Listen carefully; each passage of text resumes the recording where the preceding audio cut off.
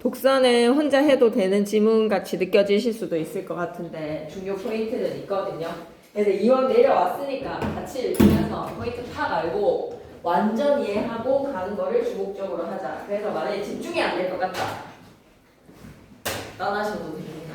아니겠죠? 다음 부분을 영상으로 보겠다라고 하셔도 될 것 같은데, 일단 나의 목표는 과학 1, 2, 3과 기술 1을 다 끝내는 것이 나의 목표다. 그래서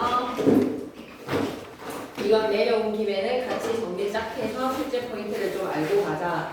그리고 수능 주도권 문제 영상 보는 사람들이나 아니면 모든 참바른 이들이요, 자료를 좀 찾아 이제 수능 주도권 책을 챙겨 가시면 됩니다. 그러니까 남은 일정에서는 문학 자료를 더더더 양질로 김고 기출이라든지 더 나올 외부 지문 내신다는 것에 좀 예측되는 부분들이 있어서 그 예측되는 외부 지문들을 좀 살펴보고 싶은데, 그 예측의 외부 지문을 지금 하면 좀 의미 없는 것 같고요. 시험 직전에 총정리하면서 링크 걸리는 방식으로 하면 여러분이 연관성으로 더 잘 기억을 하실 것 같아서 총정리는 시험 치는 주의 금요일날 하겠습니다. 시험 치는 주의 금요일날 뭐 포노를 간다든지 축구를 한다든지 농구를 한다든지 그런 거 하지 마시고 찬반은으로 와서 총정리를 한번 하도록 하겠습니다. 지금부터 처음부터 끝까지 한번 쭉 짚어보면서, 독서는 사실 총정리 할 거가 그렇게 많지는 않은데 문학은 한 번씩 더 점검할 요소들은 분명히 있거든요. 그때 외부 지문을 좀 소개를 할게요. 너무 오버라는 생각을 들기는 하는데 이렇게 외부 지문이 나왔을 때 대응하라라는 거를 연습도 해볼 수 있는 의미가 있기 때문에 금요일날 시험 치는 주에 총정리는 있다라는 거 알아주시면 될 것 같고, 화요일날에 남아있는 시간에 좀 더 남아있는 진도들이 있습니다. 수필 하나라든지 뭐 이런 것들을 끝낼 테니까 일단 다음 주는 여러분이 초반에 치는 과목들의 영어나 뭐 수학 하나 있나요? 영어, 수학, 과학 이런 거에 좀 집중하셔도 될 것 같습니다. 그래서 문제만 여러분이 잘 풀어주신다면 문학 자료 다 만들고 나면 한 번 더 공지 넣을 거거든요. 그거 챙겨가셔서 문제만 잘 풀어주신다면 쌤이랑 금, 토, 월 이렇게 3일만으로도 충분히 다 소화가 가능한 범위라고 생각이 들기는 합니다. 전제는 다 뭐다? 문제를 잘 풀어주시기만 한다면. 문제를 잘 풀어주시고 쌤이랑 소통을 잘 한다면 쌤 생각에는 지금 뿌려진 문제들을 잘 소화를 하시고 금, 토, 월 일요일 오전 1시 전까지 그거는 너무 모험인가? 월요일 과목 공부해야 되겠나? 일요일에는 그냥 전적으로. 그 대신 토요일날 다음에 좀 늦게까지 쌤이랑 국어를 다 해놓는다 라는 생각으로, 월요일에는 전체적으로 여러분이 모르겠는 거 좀 더 막 확인받고 싶은 부분들을 다 확인을 받는 거라고 생각하고, 토요일날 그냥 다 끝냅시다. 맞죠? 금요일날 총정리 빡! 그 총정리를 바탕으로 한 번씩 더 공부 빡! 토요일날 모든 질문 정리 빡! 오케이? 그래서 김고 기출이라든지 이런 것들로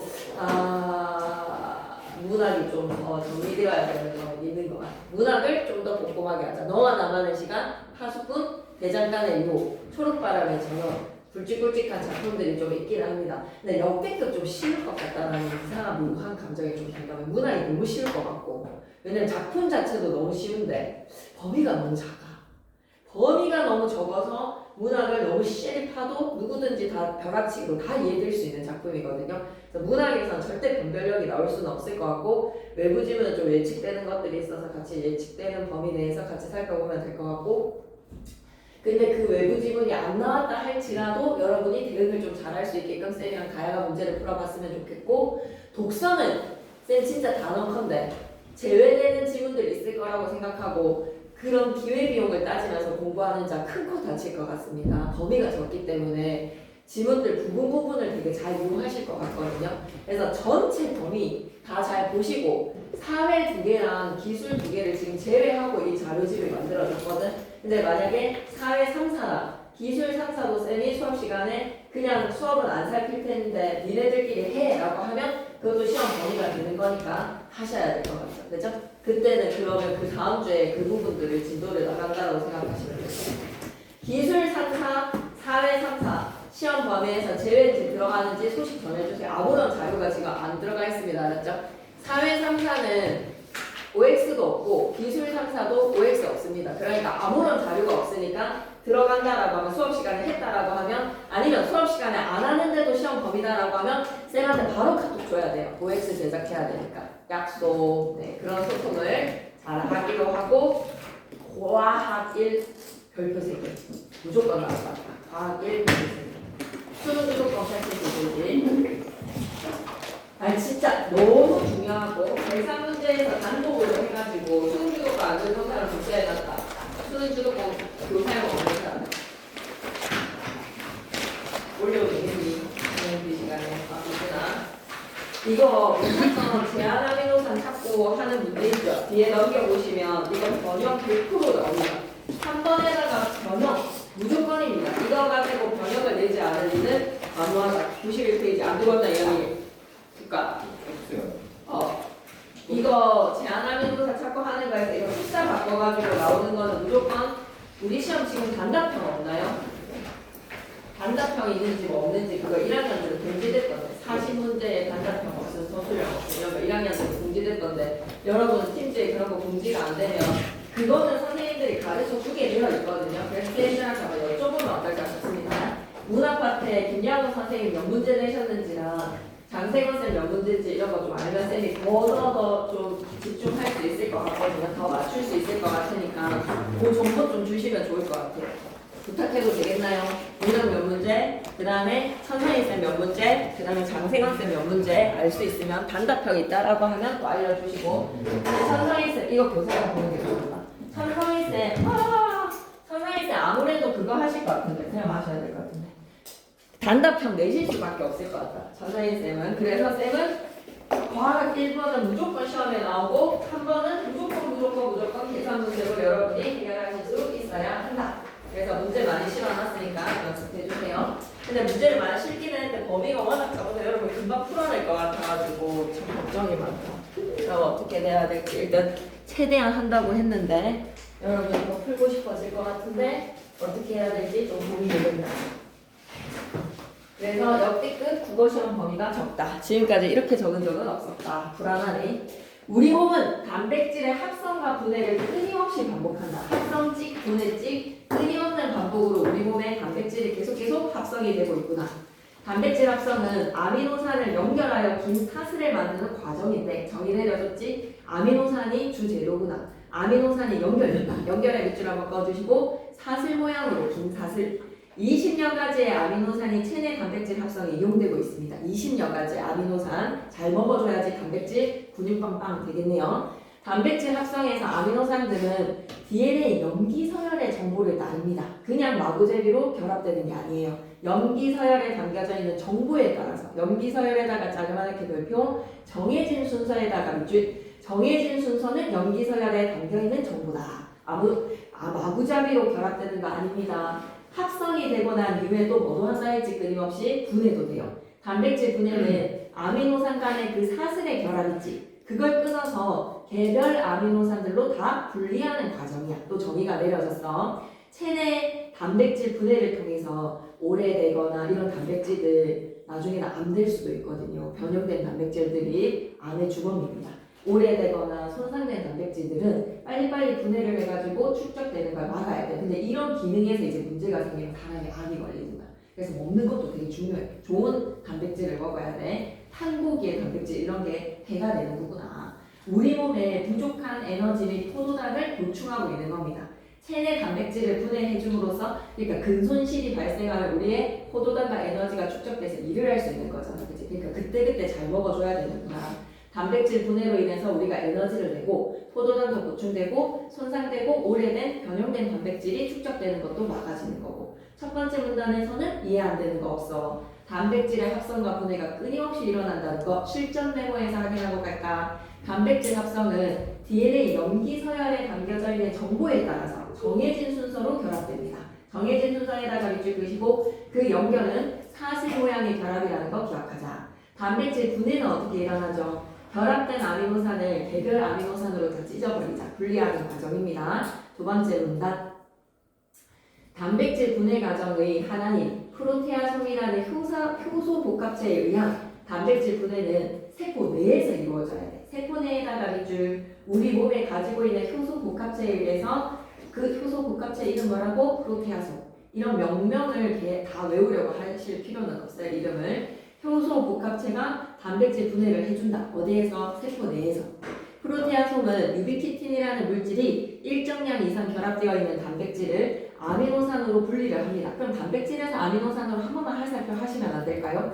유비키틴이라는 물질이 일정량 이상 결합되어 있는 이 단백질, 이제 너는 아미노산이 되어라 라고 분리해주는 것이, 분해해주는 것이 프로테아솜이다.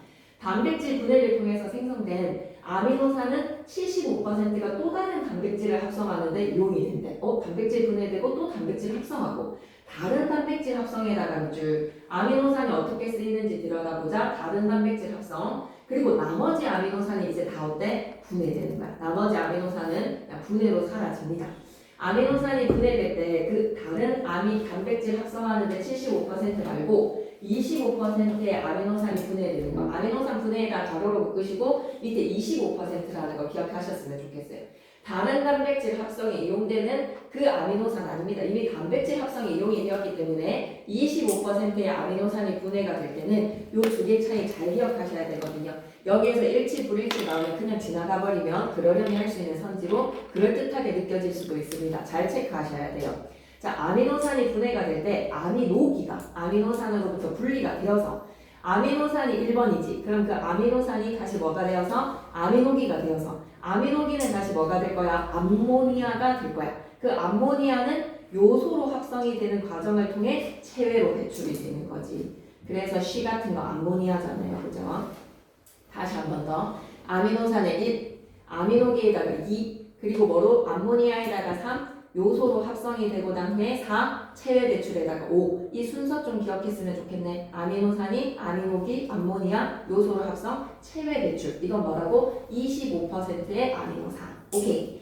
그리고 아미노기가 떨어지고 남은 부분이 있대. 아미노기가 떨어지고 남은 부분들이 왜? 아미노기가 있잖아. 아미노산으로 분리되고 난 후에 다 암모니아가 되는 거는 아닌 거구나. 다 암모니아가 되어서 요소로 합성돼서 다 체외로 배출되는 게 아니라 아미노산에서 아미노기가 떨어지고 남은 부분이 또 있대요.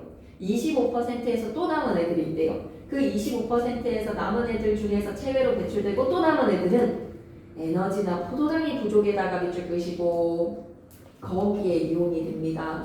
에너지 포도당 생성에 이용되고 난 후에 그렇지 않으면 이제 뭐가 되는 거야? 뱃살되는 거야. 지방산에다가 밑줄 아니면 체외 배출에다가 밑줄. 어쨌거나 체외가 배출이 되기는 한데 단백질도 너무 많이 먹으면 뭐가 된다는 거야? 지방이 된다는 거구나. 그래서 아미노기가 아미노산으로 분리가 되어서 암모니아가 될 것. 암모니아가 돼서 체외 배출로 될래? 아니면 뭐가 될래? 에너지나 포도당 혹은 지방이 될래? 이 가는 길이 다르다는 걸 기억하셔야 됩니다. 두 번째 문단에서는 단백질 분해에서 이루어지는 아미노기 그리고 그 아미노기에 남아있는 부분들 얘네들이 어떠한 역할로 가는 길이 다른지를 잘 체크하셔서 일치 불일치 문제에서 천서일쌤 무조건 장난질 치실 거예요. 이거 일치 문제에서 나올 거예요. 세 번째 문단 갑니다. 단백질이 지속적으로 분해되고 합성되고 분해되고 합성되고 그럼에도 불구하고 체내 단백질의 총량이 유지되거나 증가할 수 있는 거 쌤이 방금 말로 해버렸다. 분해되지만 계속 우리 몸속에서의 단백질의 총량이라든지 유지 혹은 증가가 이루어지는 것은 끊임없이 뭐도 하고 있기 때문인 거야? 합성도 하고 있기 때문인 거야. 합성은 어디에서 이루어진다고? 세포 내에서. 세포 내에다가 밑줄 분해도 아까 어디에서 이루어진다 그랬지? 프로테아솜이라는 효소 복합체가 단백질 분해 어디에서 한다 그랬지? 세포 내에서. 합성을 어디에서 한다 그랬지? 세포 내에서. 끊임없이 일어나고 있습니다. 그럼 단백질 합성으로 한번 가보자. 이제 근육 만들 거야. 단백질 합성에 필요한 아미노산은 밑줄 끌게. 세포 내 합성에서 우리 스스로 합성도 할 수 있습니다. 세포 내 합성에다가 밑줄 끄시고 약간 추측 건데 아무래도 세포 내에서의 합성 음식으로 섭취한 단백질 음식으로 섭취에다가 밑줄 생성 방법 3가지 잘 체크해야 되겠지. 그리고 아까 걔네 남아있잖아. 체내 단백질 분해에다가 밑줄 75% 기억나? 75%는 또 다른 단백질 합성에 이용된다 그랬지. 체내 단백질 분해하는 과정에서 생성된 75%가 또 다른 단백질. 그래서 3개. 세포 내의 합성과 음식의 섭취, 체내 단백질 분해의 75%의 녀석들이. 단백질 합성에 필요한 아미노산 중에서 체내에서는 합성이 안 되는 1번으로는 안 되는 애가 있어. 체내 합성에다가 X 하시고 스스로 충족에다가 밑줄 필수 아미노산에다 자그마하게 별표. 우리 지문에 단백질 합성과 분해에서 제일 독특한 합성의 방식이 체내 합성이 안 된다. 그래서 꼭 뭘 해줘야 되는? 스스로 충족할 수 없는 필수 아미노산. 그럼 얘는 어떻게 충족해줘야 되지? 어떤 단백질 합성에 필요한 각 필수 아미노산의 비율은 정해져 있습니다. 너무 중요한 정보네요. 이걸 이제 3번 문제에서 우리가 써먹어야 되잖아요. 어떤 단백질 합성에 필요한 각 필수 아미노산의 비율, 필수 아미노산의 비율에다가 밑줄, 이게 문제에서 조건으로 주어질 겁니다. 우리 1학년 때 천성희 선생님 문제 독서를 풀어봤기 때문에 이 문제가 단답형으로 나올 거라는 거 너무 뻔한 문제 아니겠어요, 그죠? 체내 단백질 분해를 통해서 생성되는 필수 아미노산도 이거 하나 체크하고 갈까? 물결 표시 한번 하고 가자. 체내 단백질 분해를 통해 생성되는 필수 아미노산에다가 물결 표시. 아까 분명히 단백질 합성에서 체내에서 합성할 수 없는 게 필수 아미노산이라고 했으면서 체내에서 단백질 분해를 통해서 생성되는 필수 아미노산이기는 한데 얘가 있잖아. 다시 단백질 합성에 이용되기도 하기도 하는데 말이야. 너무 부족해. 부족한 양에다가 밑줄 그으시고 부족한 양 때문에 체내 합성으로 단백질 합성에 이용이 되는 필수 아미노산도 있지만 부족한 양 때문에 외부로부터 공급되지 않으면 전체의 체내 단백질 합성량이 줄어들게 된다. 그러므로 하고 싶은 이야기 별표. 필수 아미노산은 양이 적기 때문에 제대로 합성이 되지 않는 위험성이 있어. 체내로 합성이 제대로 이루어지지 않는 경우들이 있기 때문에 이게 제일 핵심이죠. 필수 아미노산은 반드시 음식물을 통해서 섭취해야 하고 체내에서 합성이 되는 필수 아미노산도 반드시 음식을 통해서 섭취하라고. 이걸 잘 기억해 주셔야 되겠네요.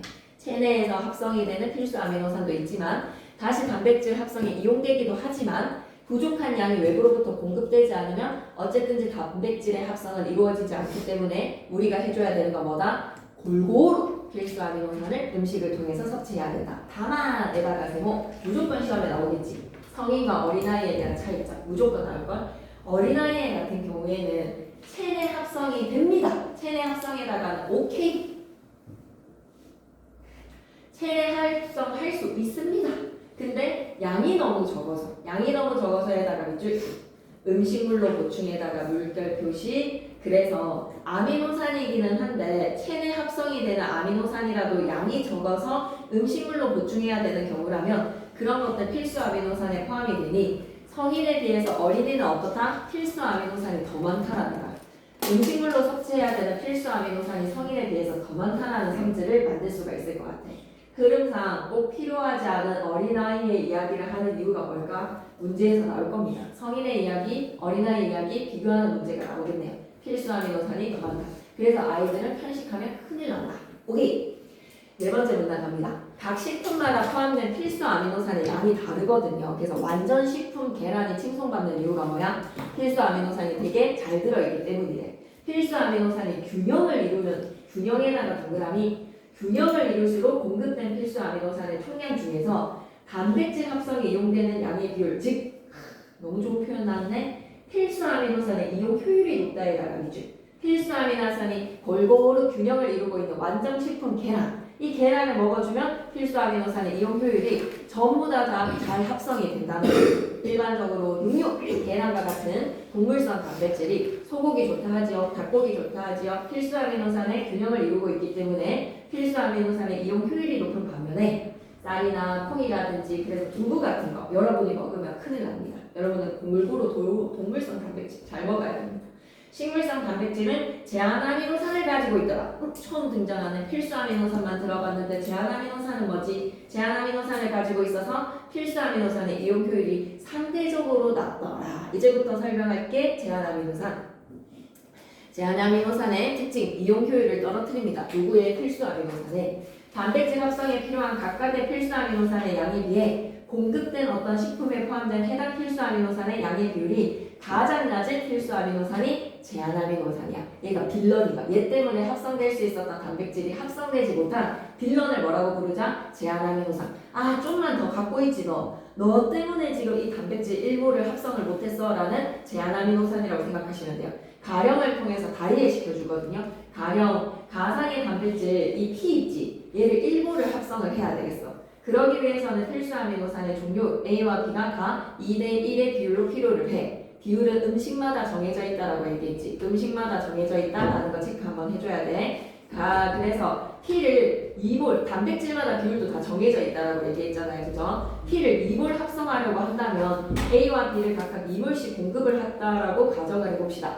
A는 필요량에 비해서 2몰이 지금 부족해. 왜냐면 2몰을 합성하기 위해서는 4몰이 필요한데 말이야. 결국에 B는 1몰만 합성되고 말아요. B에서 가지고 있는 B가 몰을 2몰이나 가지고 있었음에도 불구하고 이때 A가 부족하여서 합성할 수 있는 단백질의 양이 제한되었기 때문에 이때 A를 뭐라고 부르면 되겠나? 제한 단백질이라고 부르면 되겠습니다. 안녕하세요. 자료만 갖고 가셔도 돼요. 위에 자습실에 수업을 하고 있는데 네. 금방 그러니까 4시 반에 끝날 것 같다. 근데 방이 작은 게 있긴 한데 책상이 적어가지고 1학년 애들이 좀 앉아있을 것 같다는 생각이 드네. 어쨌든 네, 파이팅 해주세요. 자, 그래서 지문 내용 정리하면서 A가 빌런이 되었다. 너 때문에 2몰 합성 못했어. 그래서 A를 뭐라고 부르자? 제한 아미노산. 그래서 A와 B가 필수 아미노산이고 이 단백질 합성에서 너 때문에 너가 제한을 걸었다라고 해서 제한 아미노산. 잠시만 넘기지 말고 옆에 거 좀 정리하면 잘하고 가면 될까? 자, 그래서 주황색 글씨의 두 번째 한번 보고 갈게요. 실전 메모 첫 번째 문단의 합성과 분해에 대한 정의 잘 내려졌고 이왕 하는 김에 좀 꼼꼼하게 하면서 여러분한테 좀 이해를 좀 도울 설명들을 많이 하고 싶습니다. 단백질 분해로 생성된 아미노산의 난 이거 좀 잘 체크해야 될 것 같아. 75%가 어떻게 된다고? 다른 단백질 합성에 이용이 되니까 그래서 단백질 합성에서는 3가지의 생성 방법이 있다는 거랑 또 연결도 되잖아. 그걸 좀 잘 기억해 주셨으면 좋겠고 분해의 25% 중에서 얘네들이 가는 길이 달라. 25%가 양갈래의 길이 되니까 요걸 나는 좀 내용일치해서 분명히 건드릴 것 같아. 아미노산에서 분리된 아미노기가 암모니아에서 요소로 합성돼가지고 체외로 배출하는 거. 그래서 주모가 되겠지. 그리고 또 암모니아에서 분리가 되었는데 그 남은 부분, 이건 아미노기가 떨어지고 남은 부분이니까 아미노기라고 하면 된다 안 된다? 안 돼. 아미노기에서 떨어진 부분이야. 그 떨어진 부분은 이제 지방이 된다든지 에너지나 포도당이 된다든지 아니면 체외로 배출이 되는 거죠. 오케이. 그리고 아미노산이 생성되는 방식 3개 얘기했어. 세포 내에서의 합성, 섭취한 음식, 그리고 체내 단백질 분해. 근데 필수 아미노산은 그냥 이렇게 생각하면 돼. 체내의 합성으로 가능하다라고도 좀 나오기는 했단 말이야. 본문에서. 체내 단백질 분해를 통해서 생성되는 필수 아미노산이 있다. 얘네들이 다시 단백질 합성에 이용되기도 한다. 그런데 부족한 양은 반드시 음식으로 충족되어야 되기 때문에 체내의 합성이 안 되는 경우가 더 크다라고 생각하는 거지. 근데 쌤은 이건 예외를 좀 두는 거라서 좀 기억해야 될 것 같거든. 체내 단백질 분해를 통해서 생성되는 필수 아미노산이 있다라는 거. 얘네들도 단백질 합성에 이용이 된다는 거. 하지만 양이 적기 때문에 부족한 양이 외부로부터 공급이 되지 않으면 체내 단백질 합성이 이루어지지 않기 때문에 어쨌든 결론을 도출했을 때는 반드시 음식물을 섭취하라는 거야. 그렇다고 이렇게 얘기하는 거는 좀 곤란하다라는 거죠.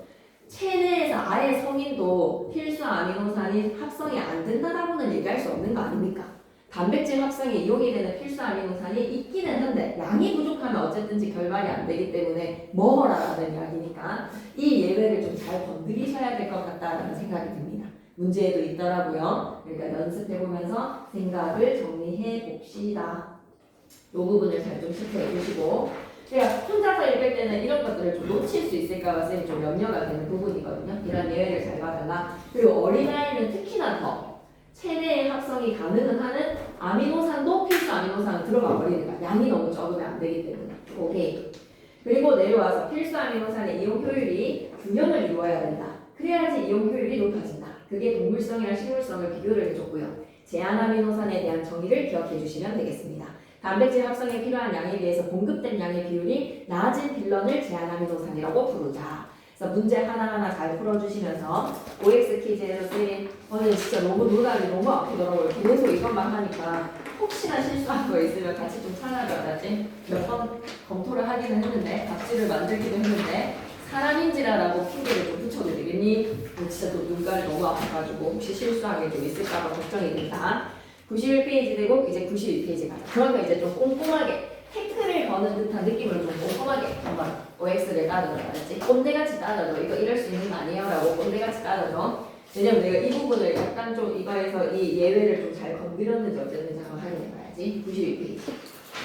제목을 좀 잘 기억해 주셨으면 좋겠습니다. 좀 전에 눈을 감으면 여러분들 머릿속에는 뭐가 떠올라야 된다? 단백질의 합성과 분해, 그리고 필수랑 제약 이런 게 떠오르면 되고, 과학위에서는 이제 사람과 다른 소, 염소와 같은 반추동물들이 어떻게 탄수화물을 분해시킬 수 있는지, 반추동물들이 탄수화물을 에너지화 시키는 반추동물의 탄수화물 분해, 사람이랑 첫 번째 문단에서 비교가 되니까 그 차이점을 중심으로 잘 보셔야 됩니다.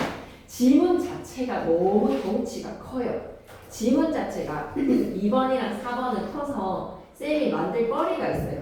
그러니까 8지문 중에서 쌤이 내신다라고 했을 때 천성희 쌤이 제외하는 지문 수는 그렇게 많지 않을 것 같다라는 불안감이 있어서 여러분이 다 잘 보셨으면 좋겠어서 과학 3이 상대적으로 내용이 적은 거라서 수업 시간에 간단하게 하신 거일 수도 있지만 과학 3도 알 것들은 알고 있으셔야 되고 무게중심은 과학 1은 무조건 시험지에 있을 것 같고요. 과학 2는 낼 거 있습니다. 과학 2도 과학 4도 낼 거는 있기 때문에 안 보시는 건 좀 위험하고요. 수업 시간에 칠판도 빼곡하게 적어주신 거에서 일치 불일치 문제로 좀 뭔가를 내실 것 같다. 한번 가볼게. 탄수화물은 사람을 비롯한, 그래서 문제 안 풀고 싶어서 안 푸는 거 아닌 거 알지? 하나하나 다 개별적으로 질문해야 되고 교재에서 쌤 이거 새로 다 실어놨거든요. 깨끗한 상태에서 다 고쳐보는 연습하셔야 됩니다. 뭐 때문에 X인지 쌤이 확인할 거예요. 뭐 때문에 X인지 맞는 선지로 고칠 수 있을 정도로 다시 깨끗한 문제를 좀 보셔야 돼요. 탄수화물은 사람을 비롯한 동물이 생존하는 데 필수적인 에너지이다. 필수 에너지 탄수화물. 탄수화물은 섬유소랑 비섬유소로 구분이 되는데 나 이거 무조건 이 장난을 할 것 같아. 섬유소, 비섬유소를 장난질을 치는 데 있어서 섬유소는 녹말 아니야. 섬유소는 셀룰로스야. 이걸 계속 치환을 하는 거를 연습을 하셔야 됩니다. 선지 안에서 셀룰로스, 섬유랑 비섬유소는 녹말이랑 연결이 되는 거에 이걸 살짝 건드려낼 수가 있기 때문에 왔다 갔다 치환하는 선지가 빈번하더라고요. 그걸 좀 신경을 쓰셔야 됩니다. 탄수화물은 섬유소랑 비섬유소로 구분이 되는데 사람의 경우로 가자. 체내에서 합성한 효소 복합체 같은 거 있다 그랬지 인간이. 효소에다가 밑줄 끄시고 그 곡류의 녹말과 같은 비섬유소, 그러니까 섬유소는 섬유질이라고 생각하면 야채 같은 거가 섬유질이라고 생각하면 좀 기억이 나겠지. 그래서 샐러리 같은 거 잘 먹어주면 섬유소를 섭취하는 거니까 셀룰로스 이렇게 외워주시고 비섬유소의 탄수화물은 녹말, 밀가루 같은 거라고 생각해 주시면 되겠습니다. 곡류의 녹말과 같은 비섬유소를 인간이 막 씹어내면 입에서 막 아밀라제 이런 거 나오지. 침이랑 섞여가지고 포도당으로 분해가 되니까 우리 몸속에 효소가 있거든. 꼭 체크 좀 했으면 좋겠어. 몸속에 체내의 분해 효소를 우리가 갖고 있어서 녹말과 같은 비섬유소는 포도당으로 분해가 된다. 포도당 분해에도 밑줄 끄시고 소장에서 흡수되는 순간 라면 먹는 순간 갑자기 힘이 빡 에너지원으로 이용이 될 수가 있습니다. 반면에 차이점입니다. 섬유소랑 비섬유소의 차이점이겠네요. 풀이나 채소, 주성분의 셀룰로스. 이 셀룰로스와 같은 섬유소를 포도당으로 분해하는 효소를 인간은 가지지를 못했어. 우리 인간에게는 효소가 없다. 효소에다가 X. 그래서 섬유소를 잘 씹었음에도 불구하고 소장에서 얘가 에너지원으로 힘을 내어주지를 못해. 그래서 샐러리 같은 거를 씹는다라고 해서 여러분이 막 힘이 나가지고 막 에너지를 쓸 수 있고 씨름을 할 수 있겠고 농구를 할 수 있겠고 그런 느낌은 전혀 들지가 않잖아. 파프리카 먹는다라고 해서 여러분이 힘이 나지는 않잖아. 에너지원으로 이용이 못 돼서 그래. 자, 그럼 인간의 이야기 끝났으니까 반추동물로 갈게. 주인공이거든. 소랑 양이랑 사슴과 같이 곧 씹어주는 애들 반추동물 있죠. 토해서 또 씹고 하는 애들. 섬유소를 분해하는 효소를 합성하지 못하는 거는 마찬가지야. 이런 게 이제 선지에서 나오겠지. 얘네들 역시 뭐도 가지지 못했다? 효소에다가 X. 인간과의 공통점. 하지만 비섬유소랑 섬유소 모두 에너지원으로 이용하면서 살아나고 있어. 바바바밤. 그럼 이게 주내용이겠지. 아니 우리랑 똑같이 효소를 가지지를 못했는데 얘네들은 왜 풀떼기를 먹고 그걸 에너지원으로 이용을 하는 거야? 대체 어떻게? 라는 거에 대한 그 방법이 주 내용이다 라고 생각하시면 됩니다. 옆에 표를 보시죠. 탄수화물 분해를 사람과 반추동물로 비교하는 거 요거에서는 하나의 선지가 만들어집니다. 비섬유소 같은 경우에는 인간은 녹말이 대표적인 거야. 그러면 비섬유소 위에다가 좀 적어주면 안 될까? 녹말이라고 적으시고 섬유소 위에다가 좀 적어주면 안 될까? 샐러리를 생각해서 셀룰로스 적어 놓는 거야. 그러면 우리 인간은 밥을 먹었을 때 밥실입니다. 분해 요소가 있기 때문에 소장에서 바로 막 에너지원으로 힘이 빡. 다른 영양소보다도 탄수화물이 즉각적인 에너지를 공급해준다. 그리고 섬유소는 샐러리 같은 풀떼기를 먹었을 때 왜 힘이 안 나는 거라고 생각해봤더니 분해 요소가 없어서 소장에서 에너지원으로 이용을 못해. 근데 반추동물은 말이야. 역시 분해 효소를 가지지 못한 거는 공통점이지만 에너지원으로 이용을 한단 말이야. 그게 지금부터 얘기를 해줄 방식이다. 얘는 대체 무슨 노하우로 에너지원으로 쓰고 있는 걸까? 두 번째 문단 갑니다. 위가 4개로 이루어져 있대. 반추동물의 첫 번째 위를 뭐라고 부른다? 반추위라고 부르네. 반추위 계속 쫓아다닐 거예요. 이제 반추위에다가 그 사람이 여기에 미생물이 서식을 하고 있대. 미생물 서식에다가 이제 오타쿠나 위가 4개고 첫 번째 위에 인간과 다른 점이 뭐야? 미생물이 위에서 살고 있단 말이야. 반추동물의 반추위라는 그 첫 번째 위에는 산소도 없어. 산소에다가 X. 어떻게 미생물이 살지? 환경에 잘 적응을 해서 왕성하게 생장을 하고 있어. 그 산소가 없는 환경에 잘 적응을 했기 때문에 이 미생물들은 독특한 생리적 특성을 가지고 있대. 다양한 미주별기요. 다양한 생리적 특성에다가 왜 이런 생리적 특성을 갖게 되니? 이 미생물들 왜 이런 특성을 갖고 있어? 라고 하면 위에 반추위에는 산소가 없어서 그거에 맞게 적응한 거야. 그 중에 F라고 부를게. 이 녀석 FSL을 잘 비교하면 FSL의 정보를 이제 막 크로스로 섞어 놓는 거야. FS와 달리 L은 블라블라, LS와 달리 F는 블라블라, F는 SL과 달리 블라블라. 노가다의 선지가 판을 칠 겁니다. 무조건 그런 문제로 나올 거예요. F는요, 섬유소를 분해하는 대표적 미생물이에요. 섬유소 분해에다가 이제 알겠어. 섬유소 분해가 효소가 없어도 미생물이 해주니까 얘네들은 에너지원으로 쓰고 있는 거야. 식물체에서 그러니 한마디로 F는 비섬유소에 관여하는 미생물이 아니야. 그럼 추측해봐봐. F는 섬유소 분해라면 비섬유소의 분해인 F나 L이나 다른 녀석이 나오겠지. F는 무조건 기억해야 된다. 섬유소 분해 미생물이라는 거.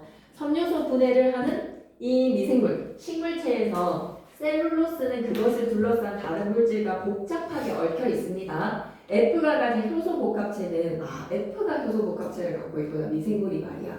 이 구조를 끊어버려. 다른 물질이랑 얽혀있는 그 구조를 딱 끊어서 뭐만 쏙 빼내는 거야? 셀룰로스 노출에다가 다른 거 섞여있는 거를 F가 효소 복합체로 싹 씻어버려. 그래서 셀룰로스만 싹 노출. 그걸 이제 뭐로? 포도당 분해를 시켜버리는 거지. 우리 소장에서 일어나는 일인 것처럼 포도당 분해에다가 자, 요런 과정을 거친다라는 걸 이해를 했으면 이제 F는 이 주어를 잘 보셔야 돼. 다른 주어가 들어올 수 있습니다. 포도당은 자신의 세포 내에서 미생물이기 때문에 세포를 갖고 있구나. 자신의 세포 내에다가 포도당 분해한 거를 싹 갖고 와. 그럼 그 포도당을 반추동물 소한테 주는 게 아니네. 염소한테 포도당을 주는 게 아니네. 자기가 갖고 가는 거야. 그 만들어진 분해된 포도당을 지가 싹 세포 내로 흡수를 해서 대사를 거치는 거야. 지가 막 한 인간처럼, 한 생명체처럼 자기가 막 대사를 해서 자기 에너지원으로 이용을 하는 거야. 에너지원으로 이용에다가 물결 표시 반추동물 S라고 좀 적으면 안 될까? 이거 되게 중요한 정보잖아. 왜냐, 그냥 지나칠 수 있는데, 물론 쌤은 글을 끝까지 읽은 사람으로서 여러분한테 지금 스포하는 건데요. 반추동물한테 바로 주는 미생물이냐, 아니면 지가 이용하는 미생물의 에너지원이냐, 큰 차이점을 지니더라고요. 그래서 지금 스포를 해버리는 거예요. 여러분도 밑에 읽다 보면 바로 이게 차이점이라는 게 팍 부각이 되는 거에 느낌이 오실 텐데요. 스포합니다. F는 지 세포 내로 흡수를 해서 자신의 에너지원으로 이용을 한다. 어디가? 자신의 에너지원으로 이용 밑에다가 뭐라고? 반추동물 X라고 했다. 반추동물한테 안 주는 거야. 앞으로 앉아주면 안 될까? 아니면은 여기 앉으면 안 될까? 자신의 에너지원으로 이용을 하기 때문에 밑에다가 뭐라고 적고 가자? 반추동물 X. 바로 적어주세요. 됐어. 그래서 그 에너지원으로, 그러니까 인간이 먹은 샐러리를 지가 이용해서 세포가 F가 사는 거야. 생존도 유지하고 말이야. 생존 유지에다가 이 미생물이 위에 반추위에서 잘 살 수 있게 생존 유지도 하고 개체수도 계속 늘리면서 개체수 늘림에다가 밑줄긋이고 생장을 하는 거야. 그럼 100% 반추동물한테 주는 거는 없나? 지가 갖고 가는 것 같은데 생존 유지와 개체수 늘리는 것으로. 그래서 이런 대사 과정으로 얘가 뭔가 좀 진짜 살아있는 생명체를 한번 받아들여 봐봐. 위에 또 다른 존재가 살고 있어. 얘가 똥 싸는 것처럼 아세트산이라든지 숙신산과 같은 대사 산물을 발생시키고 있어. 내놓는 게 뭐다? 지가 생장하고 개체수하면서 대사 과정을 통해서 얘가 뿡뿡뿡 토해내는 게 뭐다? 아세트산, 숙신산 이런 대사 산물을 발생을 하고 이거는 이제 뭐야? 세포 내에서 세포 외부로 배출을 시켜버린다. 뿅 하고 토해내는 거지. 세포 외부로 배출에다가 이제 두 번째 문단 보면 된다. 지금 과학 2의 두 번째 문단. 책을 하나는 챙겨야 된다. 오케이, 그 영상 보면 된다. 이런 반추위에서는요, 미생물들이 생성한 아세트산은 이거 잘 봐야 돼. 그러면 반추위에서 나와버렸네. 세포 외부 아세트산이랑 숙식산이 배출이 되었어. 미생물들이 생성한 이 아세트산은 100% 이용하는 건 줄 알았는데 아니지. 반추 동물의 세포로 직접 흡수해다가 이런 거 이제 세부적으로 잘 봐야 되는 거야. 사람이 멍 때리면서 계속 읽는다라고 해서 능사가 아닙니다. 이 지문에서의 핵심은 뭐예요 지금? 아세트산이라는 대사 산물, F의 대사 산물을 반추동물의 세포로 직접 흡수가 되어서 이때 에너지의 생성이 이루어지는 거야. 세포로 직접 흡수되고요. 에너지 생성에다가 밑줄 끄시고요. 그러고 나서 아세트산 이게 또 뭐가 된다? 체지방 합성에다가 밑줄 한번 꺼주시고 그래서 곡물 같은 거 먹으면 염소들도 살이 찌는구나. 지방이 체지방이 합성되는구나. 누구 덕분에? F 덕분에라고 하기에는 조금 더 세부적으로 F가 내놓은 대사산물 누구 덕분에? 아세트산 덕분에. 그러면 먹은 거에서의 셀룰로스의 1차 포도당은 누가 갖고 간 거고? F가 갖고 간 거야. 그 F가 자기 에너지로 다 쓰고 난 후에 대사산물의 아세트산과 숙식산이 이제 아세트산이 반추동물한테로 간 거야. 그걸 좀 잘 이해해서 잘 차별화시키셔야 되는 정보입니다. 정말 중요하겠네요. 한편 반추위에서의 숙식산도 하는 역할이 있어. 프로피오산을 대사산물로 생성을 하는 밑줄 끄자. 다른 미생물의 에너지원에다가 밑줄 F가 자기 거를 먹은 거냐 반추동물한테 줬냐 다른 미생물이냐 이 세 가지로 나뉘어지는 거잖아. 포도당을 자기로 갖고 가는 경우 아세트산은 누구한테 주는 경우 반추동물한테 주는 경우 숙신은 누구한테 주는 경우 다른 미생물한테 주는 경우 이걸 좀 잘 나눠보라고요. 엄청난 정보의 복잡 아닙니까? 다른 미생물한테 에너지원으로 주고 그러고 숙신은 빠르게 소진이 됩니다. 그럼 숙신이 다른 미생물의 에너지원으로 소진이 되는 그 과정에서 생성이 된 이 프로피오산 있죠? 이 프로피오산이 또 어디로 간다? 반추동물이 간에서 포도당을 합성하는 대사 과정에서 주요 재료로 가게 되는 거야. 반추동물이 간에서 포도당 합성에다가 밑줄 숙신이 다른 미생물한테 줬고 그 다른 미생물이 프로피오산을 내놓는 거야. 이 과정 잘 기억하실 수 있겠습니까?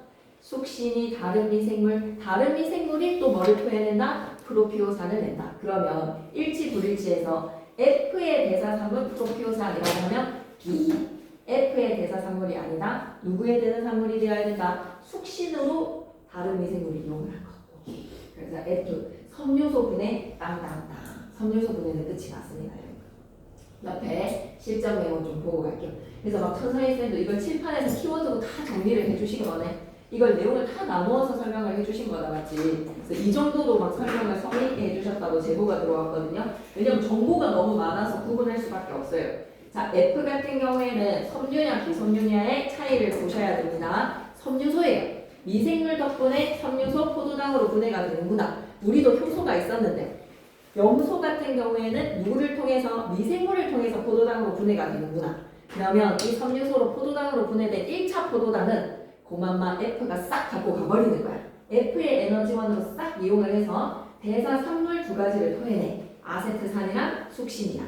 이 아세트산이 이제 반추동물한테 이용이 돼. 반추동물의 에너지 생성 혹은 지방으로 합성. 숙신 같은 경우에는 또 다른 미생물의 에너지원으로 이용이 되고 그 또 다른 미생물이 프로피오산을 내놓는다면 그 프로피오산은 간에서 포도당 합성에 이용이 되는 거야. 오케이. 그리고 밑에 있는 파란색 글씨 있지? 난 이거에 진짜 공감해. 그래서 옆에다 주의사항이라고 좀 당구장 표시에 주의라고 좀 적었으면 좋겠는 게 여러분 되게 마음 급할 거거든요. 랴무쌤의 문제는 금방 풀리든지 뭐 하든지 하던데 어쨌든 이 지문의 길이가 있기 때문에 시험지는 한 5바닥, 6바닥 이상에서의 잠수가 꽤 있을 거예요. 그럼 여러 장을 막 넘기면서 여러분이 볼 때 이런 주어의 실수가 그냥 지나치기 딱 좋은 실수입니다. 서술어가 맞으면 여러분 주어가 그러려니 하고 밀고 넘어가실 수가 있거든요. 셀룰로스냐, 섬유소, 녹말의 비섬유소 이 네 가지 단어가 계속 나올 때 선지에서도 일관되게 섬유랑 비섬유라고 사용하지 않아요. 녹말과 셀룰이라고 사용하지 않아요. 두 개를 막 섞어 놓기도 해요. 그러니 셀룰은 셀러리의 섬유소, 녹말은 비섬유소. 이걸 계속 치환시킬 수 있게끔 선지를 꼼꼼하게 보셔야 된다는 걸 강조하고 싶습니다. 이 지문에서의 주의사항인 것 같습니다. 세 번째 문단 갈게요. 반추행, 그러니까 이런 게 이제 ADHD들한테는 얼마나 어렵겠어. 독서가 그런 주의력이 진짜 힘든 사람들한테는 이런 거에서 엄청난 실수들을 해요. 이 사람들은 뭔가를 흘리는 사람들이기 때문에 이런 지문들이 최약체들인 거예요. 이런 지문들을 해결하는. 왜냐면 이런 거 꼼꼼해야 되잖아. 정말 꼼꼼성을 발휘해줘야 되는 과학 2번. 애정합니다, 진짜. 이 번에서 얼마나 많은 문제가 나올 수 있는지. 반추위에는 비섬유소인 녹말을 분해하는 S도 서식을 하고 있어. 이제부터는 뭐로 넘어가는 거야? 비섬유소의 미생물이야. 그러니 반추위 안에는 미생물이 다양하게 살고 있는데 섬유소에 관여하는 애도 있고 비섬유소에 관여하는 애들도 있고 여러 가지 역할을 하는 애들이 다 섞여서 살아가고 있구나. S가 누구라는 것을 비섬유소 녹말 분해 미생물이라는 것을 기억해줘. 이 미생물은 반추동물이 섭취한 녹말 있지. 그걸 포도당으로 분해시킬 수 있어. 녹말을 포도당으로 분해. 이 포도당을 또 봐봐.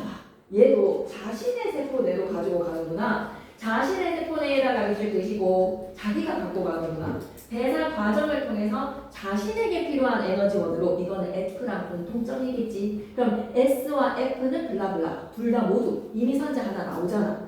반추동물한테 바로 에너지원을 공급하지 않아. 자신의 세포 내로 가져와서 대사를 통해서 또 한 번 밑줄 꺼줘. 자신에게 필요한 에너지원에다가 밑에다 반추동물 X. 이때 S는 자신의 세포 내에 산성도가 차이가 있대.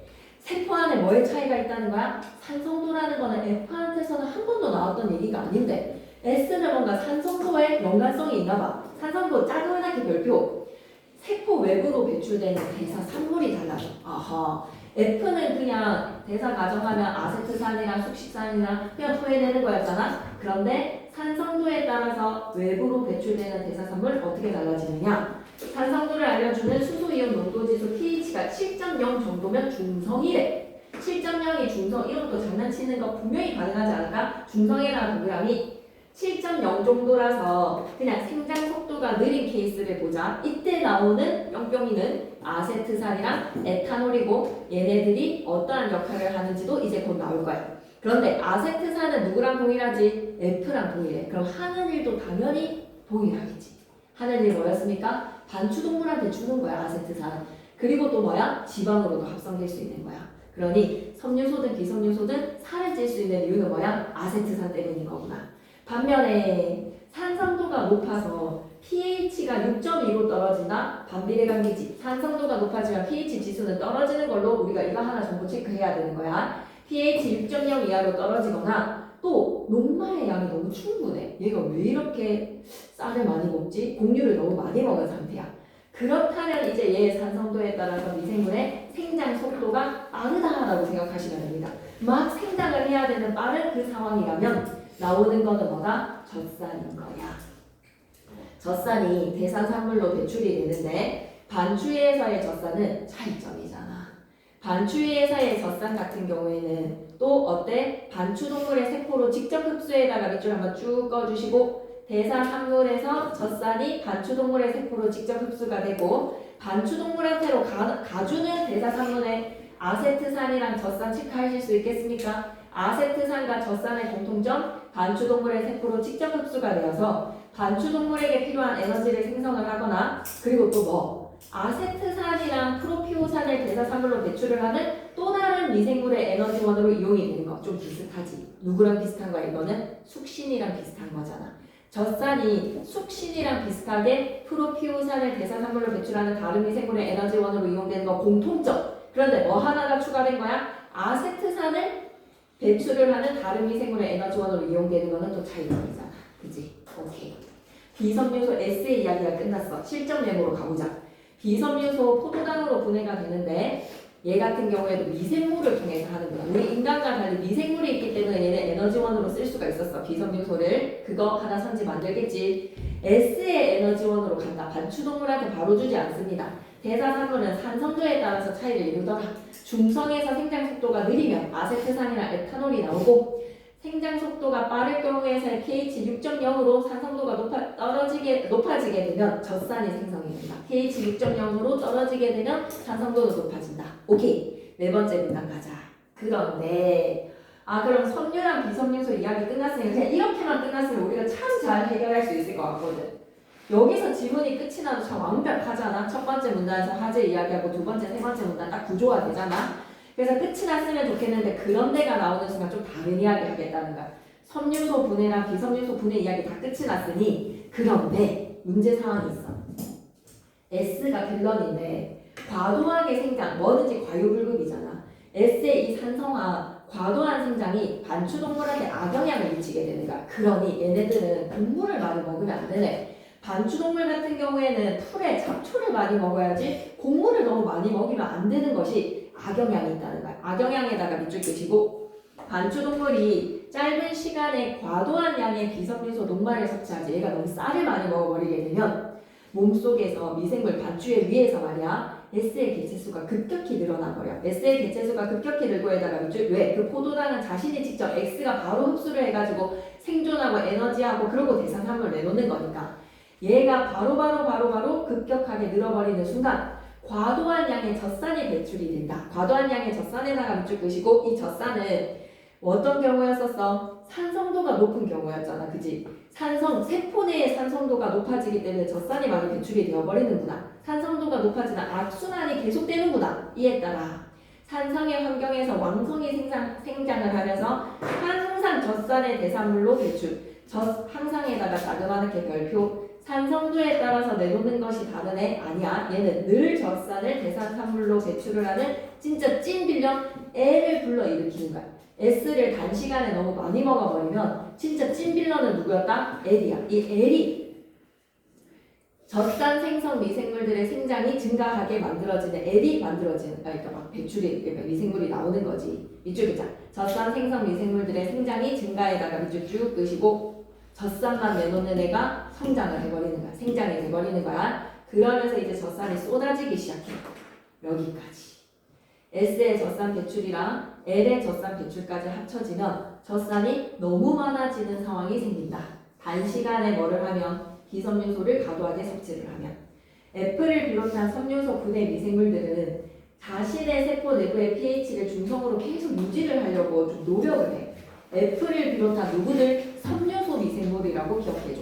비섬유소가 아니라 섬유소 미생물들은 얘네들은 항상 중성의 상태인 거야. 그래서 중성의 상태를 유지하려고 노력을 하고 있어. 근데 잠시만 넘기지 말고 좀 보고 가니까 옆에 거 봤으니까 넘어갈게. pH를 섬유소 같은 미생물들은 유지하려고 노력을 하는데 젖산 농도의 증가로 인해서 자신의 세포 외부가 이제 너무 산성화가 되고 있는 거야. 나 밖에 왜 다른 애들이 S도 젖산을 내놓고 L도 젖산을 내놓고 젖산이 너무 많이 나오게 되면 pH가 낮아지면에다가 밑줄 그으시고 산성도가 높아지면이라고 상황 얘기 안 하지. pH가 낮아지면이라고 하는 순간 산성화가 되어가면 자신의 세포 내에 항상성을 유지해야 돼. 7.0이 중성이고 싶은데 왜 이렇게 산성으로 6.0, 5.5가 떨어지고 있단 말이야. 항상성 유지에다가 밑줄 그으시고 거기에 총력을 다하는 거야. 에너지를 사용을 하기 때문에 집중을 하기 때문에 개체수를 늘리고 생장을 하는 거를 딱 멈춰버려. 생장이 감소에다가 밑줄 세포 내의 pH 중성하는데 모든 총력을 기울이기 때문에 생장하지 않습니다. 만일 자신의 세포 외부의 pH가 이제 완전 빨간불이야. 5.8까지 떨어져 버렸다. 그러면 이제 에너지는 다 끝이 났어. 그냥 죽는 거야. 사멸에다가 밑줄. 그 즉시 사멸은 아니야. pH에서 7.0에서 뭐까지는 버텨보는 거야? 5.8까지 떨어질 때까지는 아동바동 버텨보는데 5.8이 되었을 때 이제 사멸이야. 이와 달리 S와 L은 아까 상대적으로 산성도에 좀 익숙한 애들이었지.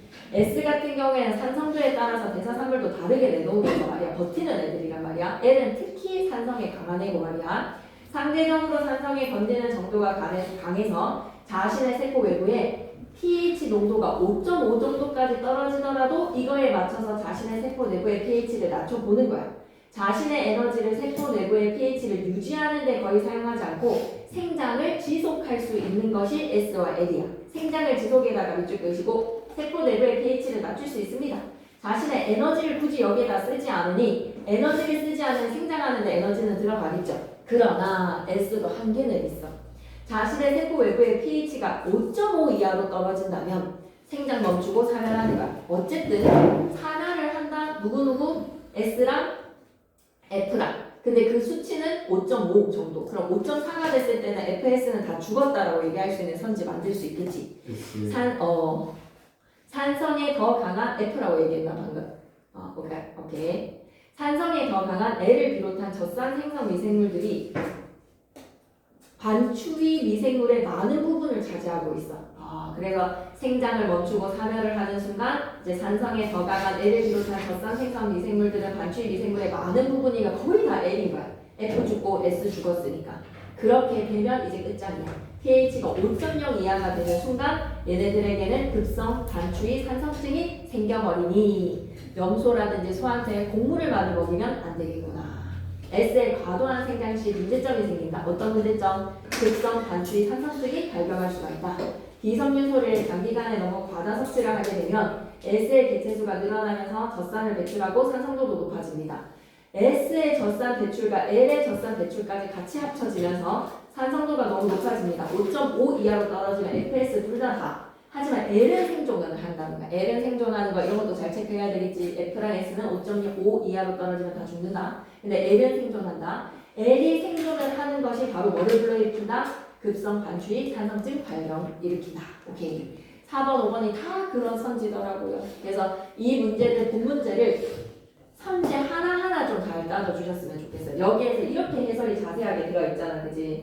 그래서 노란색 글씨도 잘 보셔야 돼요. 주황색의 설명들이 또 다른 선지를 불러일으킬 수 있는 단서가 되는 내용들로 너무 잘 정리가 되어 있으니 완벽 정리를 해주셨으면 좋겠어요. 선지 하나하나. 뭐 때문에 맞고 뭐 때문에 틀렸는지 오답 정리를 해주셨으면 좋겠다. 그리고 특히 6번 나올 것 같아. 특히 6번 크게 별표 하나 쳐주시고 꼼꼼하게 잘 보시고 밑에 있는 보기 분석 꼼꼼하게 완벽 이해 부탁드립니다. 보기 분석에다 크게 별표 완벽 이해. 보기의 내용이 나도 이렇게 정리가 될 수 있었으면 좋겠어. 항상 비문학은 그냥 정리가 되어야 되거든요. 이렇게 구조화 해사의 키워드로 정리화가 되면 머릿속에 정리가 끝이 나는 거니까. 그래서 좀 귀찮아가지고 이런 습관이 좀 잘 안 되어 있는 사람인데 이런 거 잘하는 사람이 완벽한 지문 이해를 하는 것이라 시간이 걸리더라도 이런 것들을 한 번씩 해보는 게 정말 중요합니다. 그래서 나 같으면 쌤이 꼭 나온다라고 하는 지문이 지금 기술 2번, 과학 1, 2, 그 다음에 인문 2 이렇게 되는 지문들이 있지. 꼭 나올 것 같다라고 한 지문들은 이렇게 구조화를 혼자서 한번 해보는 걸 강조해. 한번 3, 40분 잡으면 끝이 나거든. 하는 거 추천해. 그 다음에 과학 3 가자. 항암제의 종류와 얘는 읽으면 읽는 순간 다 이해되고 끝이 날 수 있어. 어렵지 않아. 암 치료에 사용되는 항암제는 두 가지로 나뉘어질 거야. 세포 독성 항암제, 표적 항암제 두 가지로 나뉘어지고 종류에 분명히 차이점이 있겠지. 세포 독성은 어떠는지, 표적 항암제는 어떠한지. 파클리타스의 파라고 할게. 파와 같은 세포 독성 항암제는 세포 분열을 방해를 해버려요. 분열 방해라고 해줄 것이고 세포가 분열을 하는데 증식을 못하도록 막는 사멸의 단계에 이르게 하는 세포 독성 항암제야. 그러므로 세포 독성 항암제는 이게 가장 큰 특징이자 단점이지. 암세포 더하기 정상세포. 정상세포 중에서도 분열을 되게 빈번하게 하고 있는 활발한 애지. 건강한 애일 수도 있잖아. 정상세포 중에서 빈번하게 세포 분열을 하는 종류의 세포도 손상을 시키니 하고 싶은 이야기는 뭐다? 정상세포가 치명타를 입고 손상을 시킴으로써 사멸이 돼버리는 거야. 이러한, 그래서 머리 빠지고 하나보다, 그지? 세포독성 항암제의 부작용은 이 약제의 사용을 꺼리게 되는 가장 큰 이유래요. 반면에 그럼 큰 차이점이래. 표적의 항암제는 이름에서도 딱 표적을 찍는구나. 선택적으로 작용해라가 밑줄 것이고 세포독성 항암제의 문제점 정상의 세포를 손상시킨다. 그 문제점을 보완하겠구나. 두 번째 문장 갑니다. 암세포에서는 변형된 유전자에다가 밑줄 유전자가 변형이 돼요. 염기서열이나 RNA 이런 데 있어서 DNA 이런 유전자가 변형이 될 때 그렇게 변형된 유전자는 비정상적인 단백질을 만들었는데 비정상적 단백질에다가 밑줄 한번 넣어주시고 그러니까 분해를 통해서 잘 없어질 하루에도 비정상적 단백질이 만들어지고 있다잖아. 근데 매일매일 우리가 없애고 있다잖아 몸에서. 그 비정상적 단백질이 분열이 제대로 안 됐나?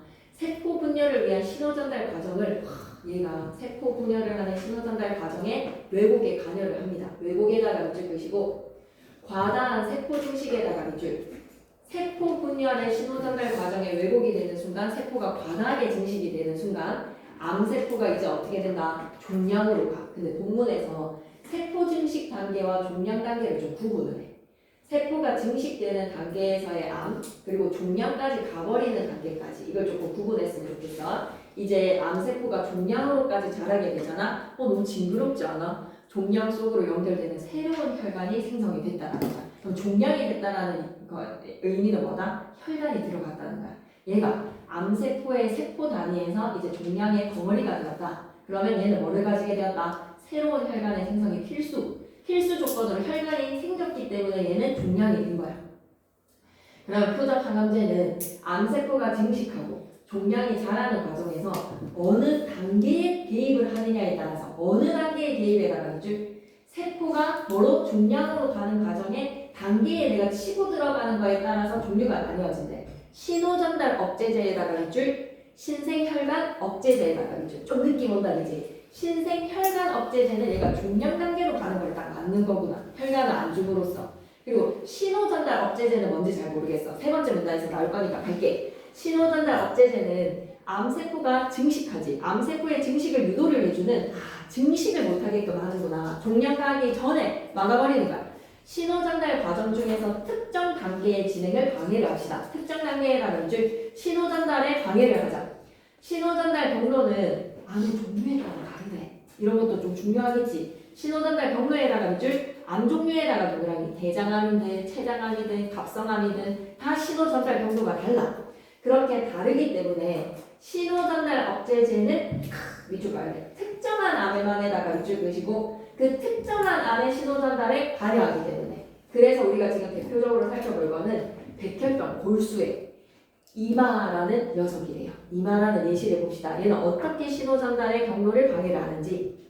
만성골수성 백혈병은 골수의 조혈 모세포가 혈구로 분화하는 과정에서 발생하는 혈액암이래. 만성골수 백혈병 환자의 95% 정도가 조혈 모세포의 이 염색체에서 문제가 생긴 거구나. 염색체에서 돌연변이 유전자가 생기게 되고 돌연변이 유전자에다가 밑줄. 그래서 이 유전자의 형성으로 변형된 형태의 효소 BCR의 단백질을 만들어낸다. BCR 단백질 얘는 그런 거야? 비정상적인 단백질이지. 안 좋은 단백질이 만들어진 거지. 유전자 변형으로 인해서 단백질이 비정상적으로 만들어졌습니다. 그럼 이 효소 BCR은요. 암세포 증식을 유도를 하는 신호전달 경로를 활성화시켜버리는 거야. 암세포야 증식해라 신호전달 경로 활성화에다가 밑줄. 신호전달 과정을 한마디로 왜곡했다는 거지. 정상적인 신호전달 과정을 왜곡을 하고 암세포 증식을 유도를 하는 거야. 세포 증식이 아니라 암세포를 증식시켜버린 거야. 그래서 이러한 원리에 착안을 해서 누구한테 딱 달라붙자?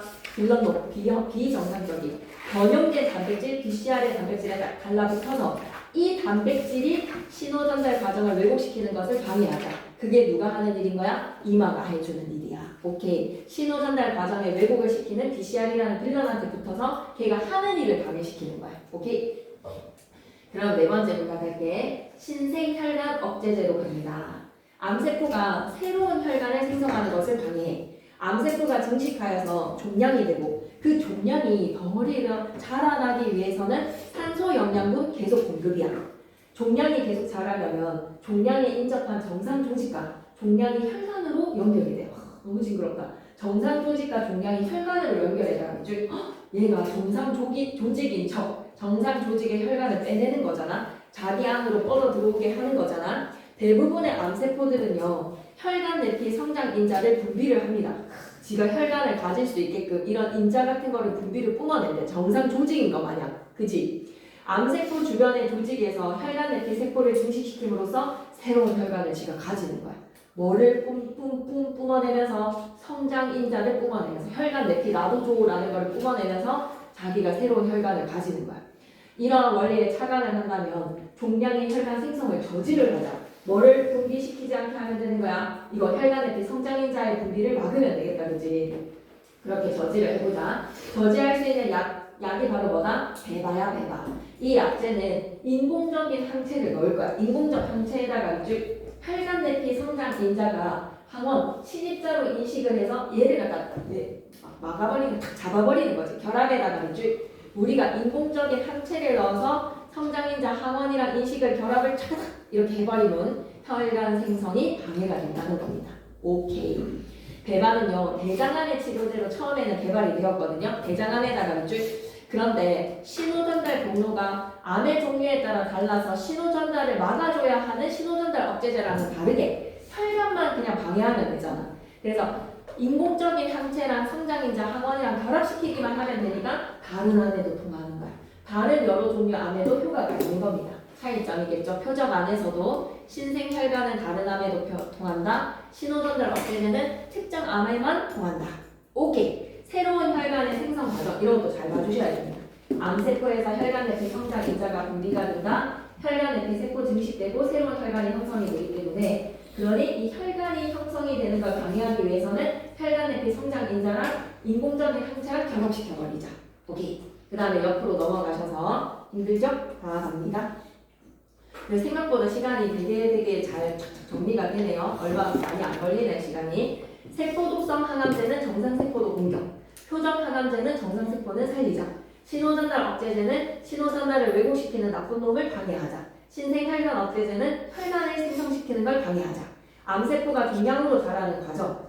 이것도 한번 내용일치에서 나올 수 있어. 봐봐. 유전자가 변형이 되면 단백질이 비정상적이야. 변형이 된 거야. 그러면 신호전달 과정이 왜곡이 되면서 과다세포 증식이 이루어진다. 그러면서 새로운 혈관까지 생성이 돼버리면 종양이 되는 거야. 그래서 봐봐. 여기에서 구분해주는 이런 친절함. 그러니 이 꺾은 표시 보이십니까 여러분? 괄호 표시가 되어 있는 거는 혈관 억제제가 해주는 역할까지인 거고 그 다음에 미안 이렇게 얘기하고 싶어서 가로 부분은 신호전달 억제제가 해주는 부분이고 종양 부분에서의 혈관 생성은 신생혈관 억제제랑 관련이 되는 부분이겠지. 나눠야 돼. 그래서 세포 증식까지냐 종양 생성까지냐 혈관 생성까지냐 세포 증식까지냐로 구분을 잘 하셔야 될 것 같습니다. 아시겠죠? 쌤이 하고 싶은 말. 네. 세포 단계에서 종양까지 가는데 혈관이 필요합니다. 신호전달 억제제는 특정한 암에만 효과가 있어서 이 빌런 비정상적 단백질 BCR에만 작용을 해주자. 암세포 증식을 유도하는 신호전달 과정을 방해를 하자. 이 BCR이 신호전달 과정을 왜곡시키고 있을 거거든. 그 전달 과정 왜곡을 방해를 해버리자. 신생혈관 억제제는 여러 종류의 암에도 효과가 있다. 배바시. 그래서 혈관 내피 성장 인자에 작용을 해서 새로운 혈관 생성을 방해를 하자.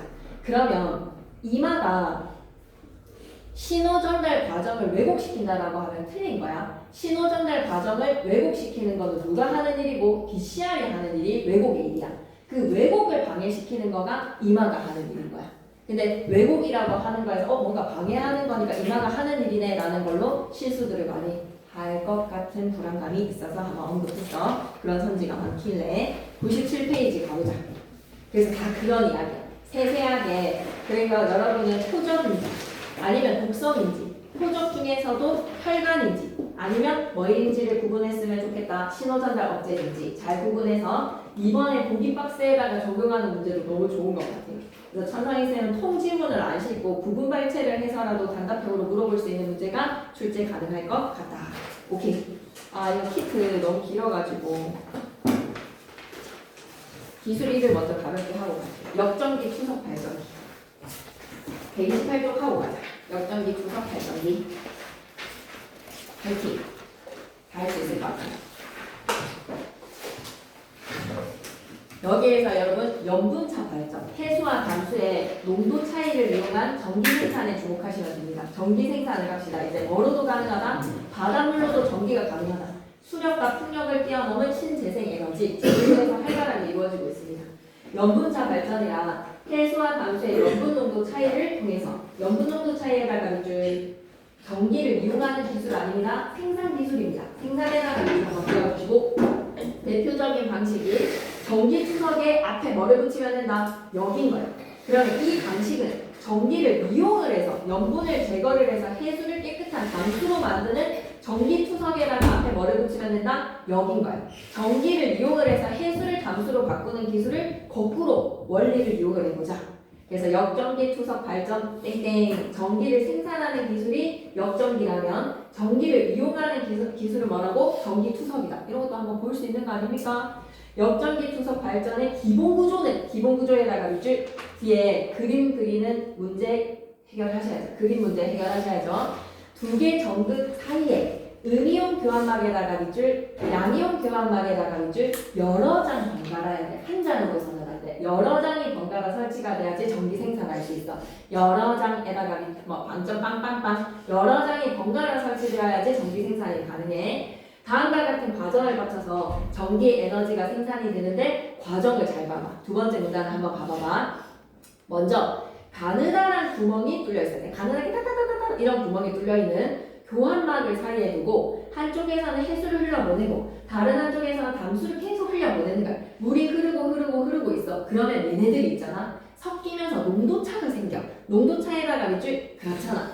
짠물과 연합물이 섞이게 되면서 이 해수가 가지고 있는 원자가 뭐가 있는 거지? 나트륨 이온에다가 밑줄, 염화 이온에다가 밑줄. 얘네들 플러스 마이너스 찢어져. NaCl이었던 애가 이제 플러스랑 마이너스로 찢어지게 되는 거야. 농도차에 있어서 해수의 Na랑 Cl이 교환막의 기공을 통해서 담수 쪽으로 확산을 하는 겁니다. 왜? 농도가 진한 데에서 연한 쪽으로 흐르니까 담수 쪽으로 확산해다가 밑줄 농도차에 의해서 담수로 흐르게 되는 거야.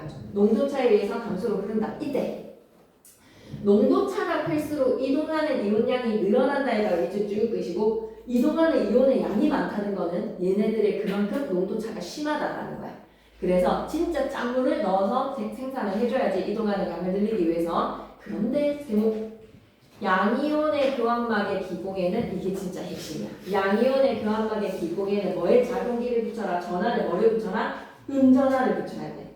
양이온 교환막에서 음전하 플러스 애들을 쫙쫙쫙쫙쫙쫙 당겨줘야 되니까 나트륨만 1화라고 싹 당기기 위해서는 음전하 진행 작용기를 걸어줘야 돼. 여러 개.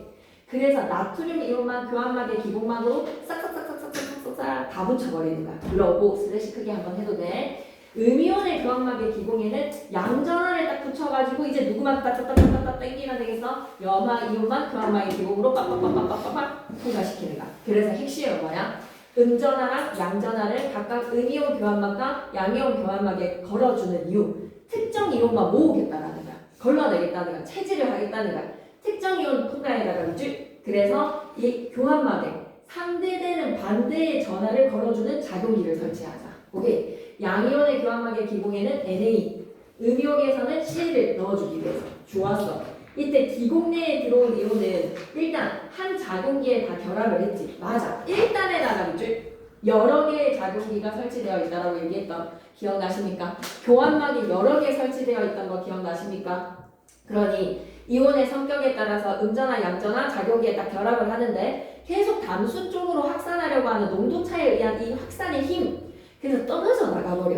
작용기에 한번 결합을 했다가 밑줄 끌게. 일단 밑줄 다시 떨어져에다가 밑줄 그 다음에 근데 교란막이 그래서 여러 장이어야 되는 거야. 한 장 가지고는 안 되는 거 뭐야? 쉽게 떨어져. 왜? 담수 쪽으로 확산하려고 하는 농도차에 의한 이 흐르는 물의 힘 때문에 확산이 힘 때문에 붙었다가 떨어지니까 여러 장의 교환막을 설치해야 돼. 그럼 그 다음에 교환막에도 작용기가 또 있기 때문에 또 Cl과 NA는 결합을 하는 겁니다. 재결합에다가 밑줄 그시고 그래서 반복합니다. 여러 개 설치해야 돼. 이 과정을 거치면 양이온인 나트륨 이온은 양이온 교환막으로 양이온이니까 이제 교환막으로 음전하의 작용기가 있었으니까 음이온 염화 이온은 이제 어때? 양전하의 작용기가 있었던 음이온 교환막을 통해서 딱 붙었지. 해수에서 담수로 이제 가는 거야. 특정 이온을 통과시킨 상태로 이 교환막에 붙어서 어디로 가는 거야? 교환막의 마지막 교환막까지 이제 붙었겠지. 담수로 이동을 했어. 해수에서 담수로 확산하는 힘에 의해서 떨어졌다 붙었다 떨어졌다 붙었다 떨어졌다 붙었다. 그래서 맨 마지막에 막까지 이동한 거야. 담수까지 왔어. 이를 통해 담수에도 있잖아. 양이온과 음이온이 존재를 해. 담수 안에도 농도차는 있는 거야. 양이온, 음이온이 존재하고 있는 거야. 양이온 교환막을 경계로 양이온 교환막 경계에다가 밑줄 거기에는 뭐가 농도를 보일까? 나트륨 이온의 농도가 있어. 음이온 교환막은 이걸 경계로 음이온 교환막 경계에다가 밑줄 염화 이온의 농도차가 발생할 거야. NA와 그리고 Cl 이러한 이온의 농도차는 밑줄 꺼야 돼. 불균형 상태에다가 밑줄 농도차로 인해서 불균형은 그리고 교환막을 사이로 교환막을 경계로 전이차가 생겨. 전이차에다가 밑줄 정기적 불균형은 뭐를 발생시킨다? 전압을 발생, 전기 생산. 이렇게 전기가 생산이 되는 겁니다. 전기 생산 과정 끄덕끄덕. 이때 양이온 교환막과 음이온 교환막 한 쌍을 우리는 뭐라고 하자? 셀이라고 부르자. 셀에다가 동그라미 한막 셀도 여러 개야. 두 교환막이 각각 전압을 띠고 있을 것이고 그 사이에는 이온이 이동할 수 있는 전해질도 흐르고 있을 것이고 전압에다가 밑줄, 전해질에다가 밑줄. 한마디로 셀을 뭐라고? 건전지라고 생각하면 돼. 전지와 같은 역할을 하고 있다고 생각하면 돼. 따라서 전극 사이에 셀을 여러 장 배열되면 배열될수록 이제 전압이 세지는 거야. 이런 것들 비례 반비례 여러 장 배열에다가 밑줄, 높은 전압에다가 밑줄. 이때 전지 여러 개를 여러 장 배열을 한다라는 것은 직렬 효과인 거야. 직렬에다가 밑줄 또한 세모. 각 셀에서 발생한 전압은 모두 다 합칠 거거든. 양 끝에 위치한 두 전극 사이에 높은 전이차로 여기에서 전기 발생 쫙쫙쫙 이렇게 나는 거지. 양 전극 끝단에서 됐습니다. 전이차는 뭐를 전압을 발생시킨다. 일반적으로 두 전극 사이에서 전이체가 발생하면 전자이동 해줘야죠. 전자이동에다가 밑줄. 그러나 배열된 셀들의 양 끝에 위치한 전극에 전이차가 생기는데 두 극 사이에 이동할 수 있는 전자는 없어. 전자에다가 X.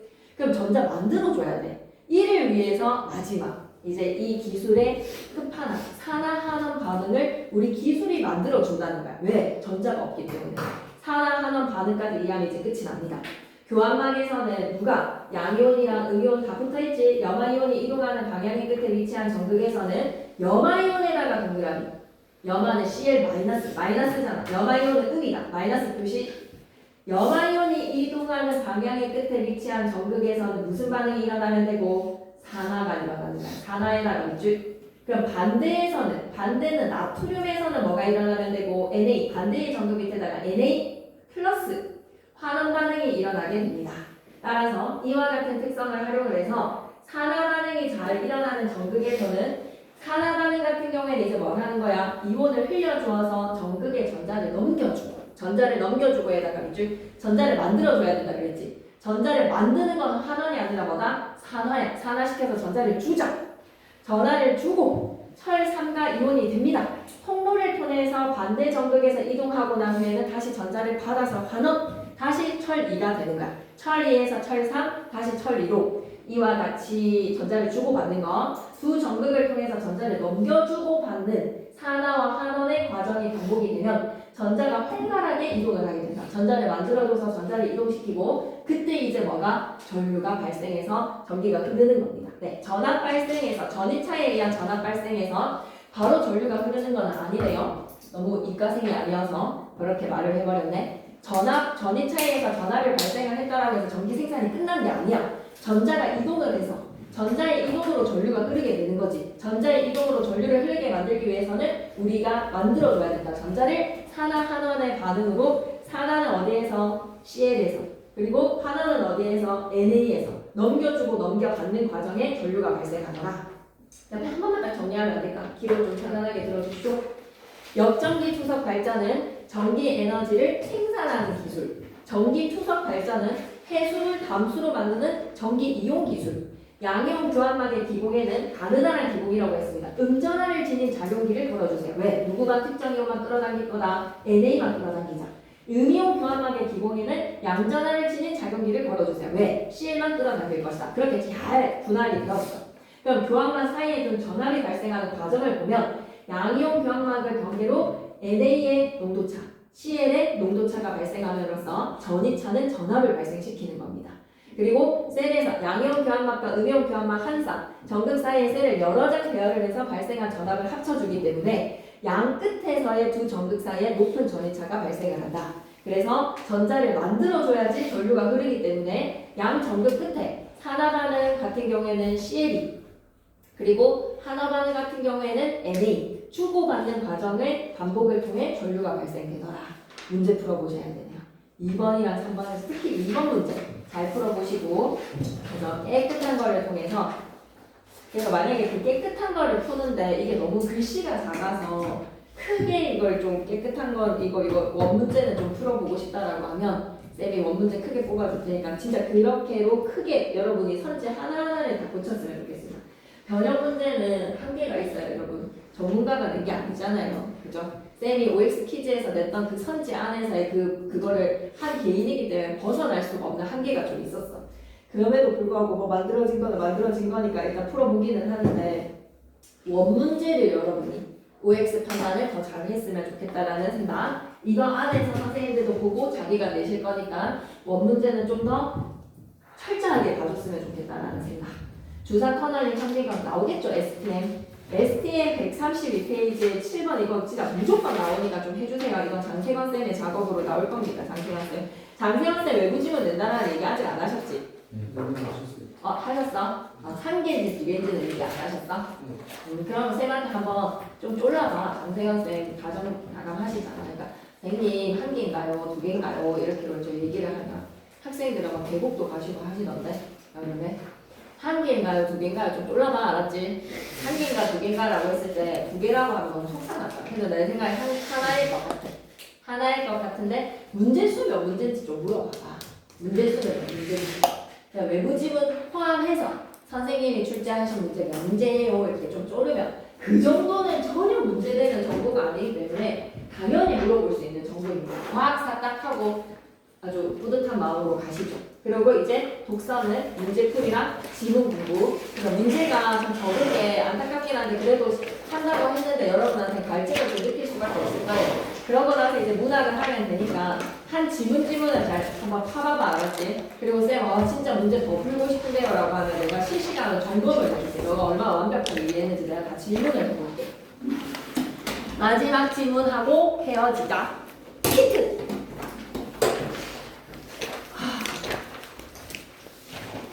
여기까지만 범위였으면 좋겠는데 추가되는 게 있으면 바로 얘기해줘야 돼. 아예 OX조차도 만들지 않았어. 그러니까 바로 얘기해줘야 돼. 정명이고 자주고 가는 아예 OX가 없어.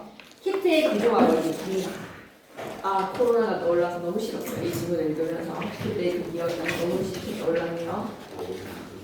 이거 98페이지 다 마지막 지문입니다. 일단 건강 상태를 진단하거나 범죄 현장에서 혈흔을 조사하기 위해서 검사용 키트가 널리 이용된다.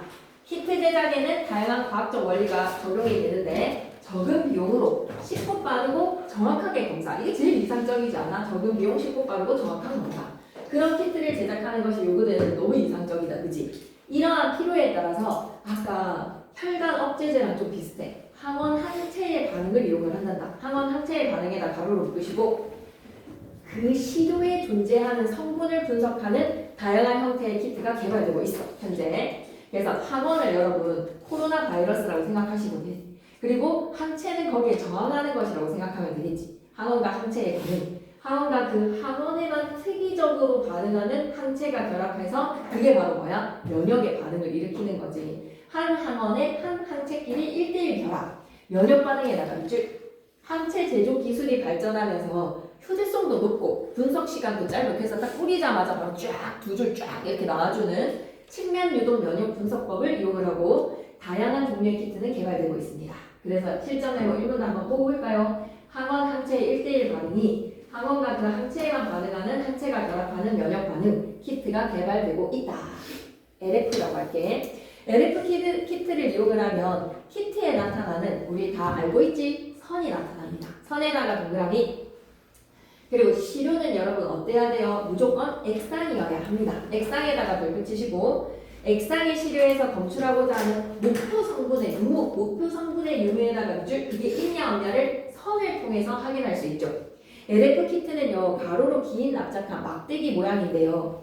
이 정도 구조는 뭐 알고 있어야 되지 않겠니? 뭐 순서 바꿔내는 그런 것들 정도 가능하겠죠. 시료 패드에 결합 패드 반응만 흡수 패드가 순서대로 나란히 배열된 구조입니다. 순서대로 나란히에다가 밑줄 시료 패드로 흡수되는 시료는 결합 패드에서 복합체에다가 별표하나 치시죠. 결합 패드는 뭐를 가지고 있다? 복합체를 가지고 있어.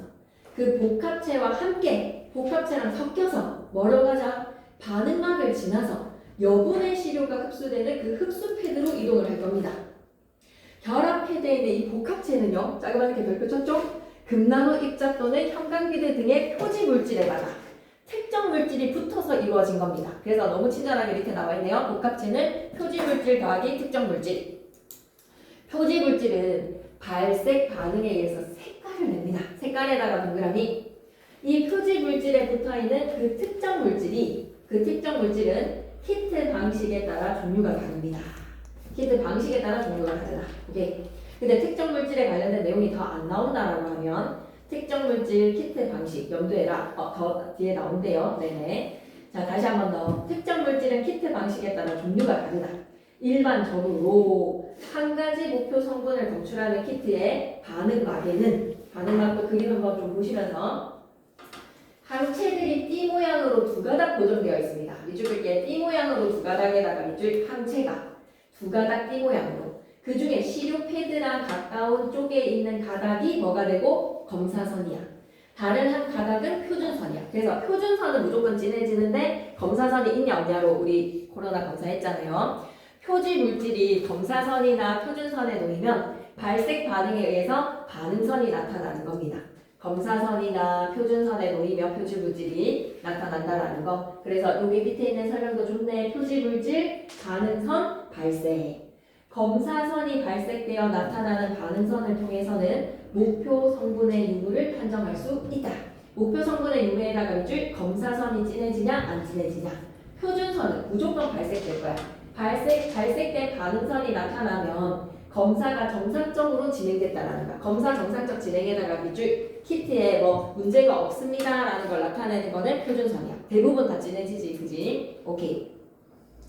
그러면 옆에 있는 구조를 한번 보고 올게. 두 번째 문단에서 구조. 시료 패드에 가까운 거 검사선, 반응막의 표준선 두 가지가 있고 결합 패드에 복합체가 있는데 복합체는 표지 물질 더하기 특정 물질. 그래서 표지 물질이 발색 반응을 나타낸다. 반응막의 검사선과 표준선에서 검사선은 목표 성분의 유무를 드러내주고 표준선은 검사가 정상적으로 진행됐는지의 여부에 색깔띠가 나타날 것이다. 그리고 세 번째 문단으로 가자. LF 키트는 주로 직접 방식이랑 경쟁 방식으로 제작이 됩니다. 두 방식의 차이점에 주목하시면 되겠죠. 방식에 따라서 검사선의 발색 여부가 의미하는 바가 달라. 이거 두 개 차이점 기억해야 되겠지. 검사선의 발색 여부가 의미하는 바에다가 이 차이점에 주목해줘. 직접 방식에서는 복합체에 포함된 특정 물질은 목표 성분에 결합할 수 있는 항체가 되는 거야. 항체에다가 밑줄 한번 꺼주시고 복합체에 포함된 그 특정 물질인 항체, 목표 성분에 결합할 수 있는 항체를 그 키트 안에다 넣어놓은 겁니다. 시료의 목표 성분이 포함되어 있다면 시료의 목표 성분에다가 밑줄 코로나 바이러스가 만약에 포함되어 있다면 이 목표 성분은 이 항체랑 1차적으로 결합을 해. 1차적 결합에다가 밑줄 복합체의 특정 물질 항체랑 항원이 결합을 합니다. 코로나 바이러스랑 여기 있는 항체랑 결합, 1차적 결합.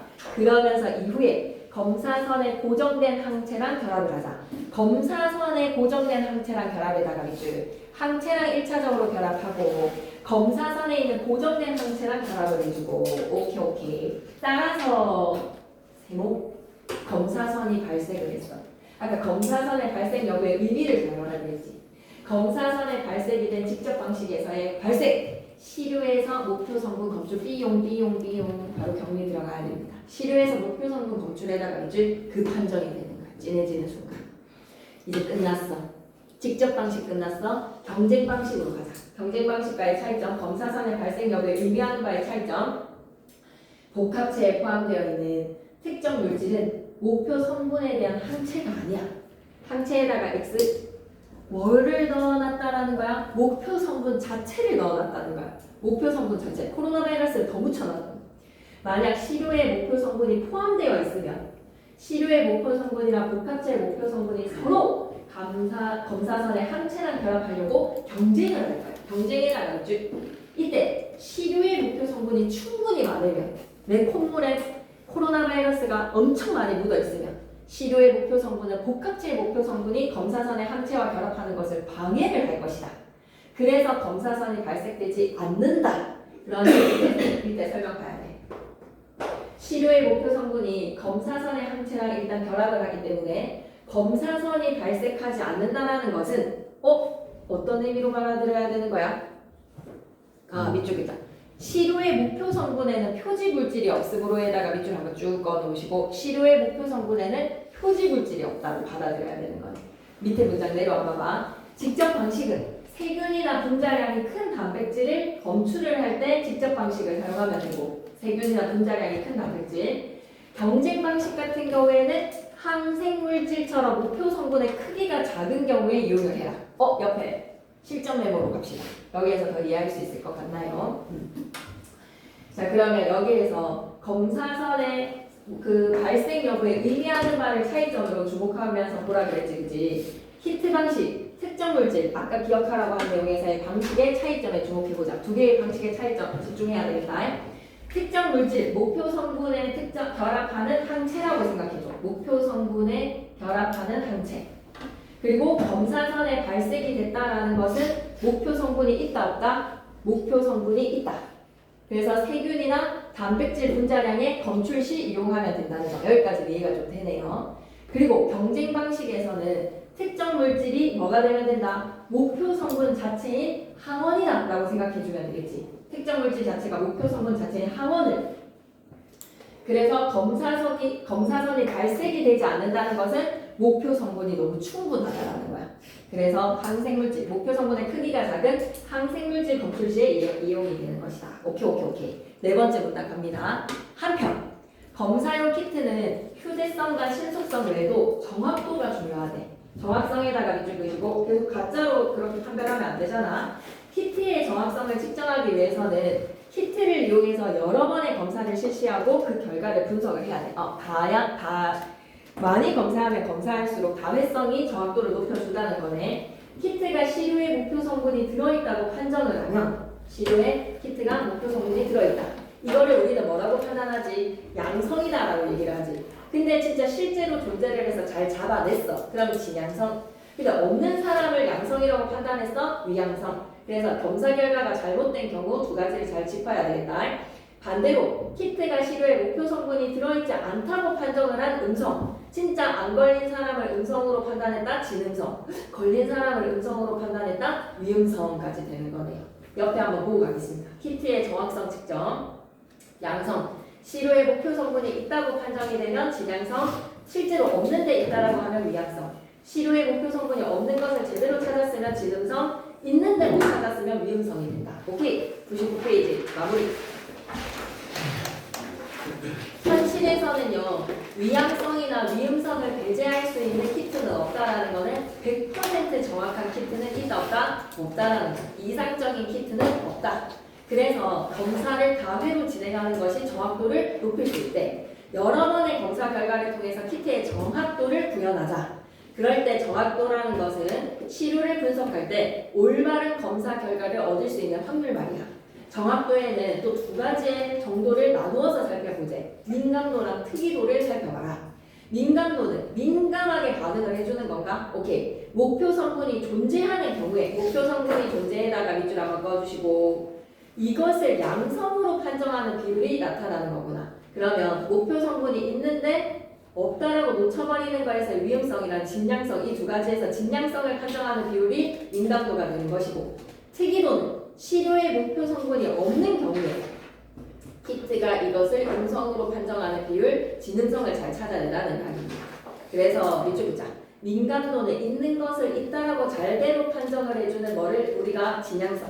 특이도는 없는 것을 없다고 제대로 판단해주는 진음성. 그래서 특이도랑 민감도를 그렇게 두 가지로 나뉘어 주시고 민감도와 특이도가 모두 높다라고 하면 제대로 박수 짝짝짝. 정확도가 높은 키트가 가장 이상적이다.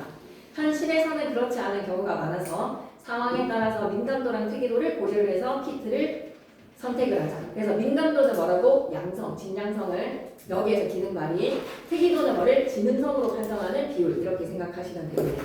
쌤 Q&A 잘 보시고요. 문제 풀고 하면 되겠습니다. 그래서 자료는 한 번 더 나가야 되는 거가 우리가 잘 풀어야 되는 건 뭐다? 문학. 자료가 조금 더 질 좋은 자료가 나갈 것 같습니다. 그리고 두 번째로서는 그거 총정리 때 쌤이랑 외부 지문 링크 걸릴 것 같은 거 안 나올 수도 있습니다. 쌤이 예측되는 거에서의 링크랑 김영호 쌤이랑 쌤이랑 뭐 안 통할 수도 있잖아, 그지? 근데 김양호 쌤이 외부 지문을 연계했다라는 표현을 연계라는 단어를 사용했다면 자기의 시험 범위 안에서 연계되는 거랑 연결을 시켰을 때는 쌤도 어느 정도 마음이 일치할 수도 있기 때문에 안 하는 것보다는 하는 게 낫다라는 생각이 듭니다. 그래서 딱 시험 그 총정리할 때 포인트만 팍팍팍 찍어줄 테니까 그거랑 관련된 작품도 막 문제도 막 풀지 말고 그냥 그 작품들의 특징들을 좀 알고 있으면 혹여나 나왔을 때 조금이라도 도움이 됐으면 좋겠고 아니 뭐 다른 데서 했다면 뭐 내 마음이랑 그 사람이랑 다른 거니까 하고 이해를 좀 해줘 알았지? 그래서 금요일 날에 총정리를 할 겁니다. 금요일 날에 어디 가지 말고 부르면 총정리 시간은 아직 안 잡았지만 금요일 날 농구도 안 되고 축구도 안 되고 코노도 안 되고 PC방도 안 되고 찬반은으로 온다라는 거를 금요일 날 일정에 엄청 큰 비중으로 넣어주시고 시험 치는 주에 금요일 영어 치고 난 날의 금요일 그리고 그거 뭐냐 일단 문제를 열심히 풀어라 풀고 너무 내가 잘 알겠는데 이걸 더 알고 싶다라고 하면 내가 1대1로 먼저 조져줄게 그 지문 하나를 알았지? 화이팅!